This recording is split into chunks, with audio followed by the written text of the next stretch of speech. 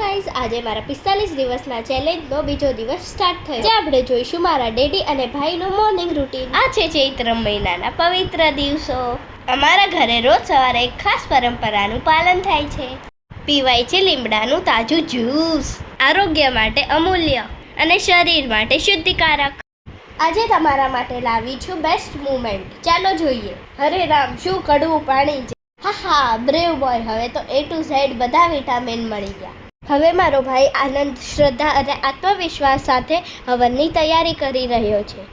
હવે કરશું પવિત્ર હવન, જ્યાં દિવ્ય અગ્નિની સામે આપણા બધાના સ્વપ્ન, શુભેચ્છાઓ અને આભાર અર્પણ કરીએ છીએ.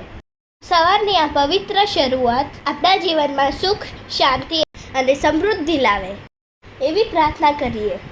આહુતિ આપતા આપણું મન અને પરિસ્થિતિ બંને પવિત્ર થઈ જાય છે. આવો એકાગ્રતા અને શ્રદ્ધાથી જોડાઈએ.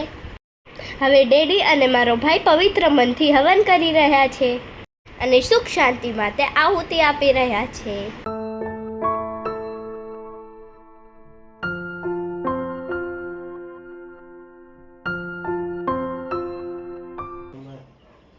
सूर्याय स्वाहा सूर्याय नमः प्रजापते स्वाहा प्रजापते नमः सूर्याय स्वाहा सूर्याय नमः अग्निये स्वाहा अग्निये नमः प्रजापते स्वाहा प्रजापते नमः अग्निये स्वाहा अग्निये नमः.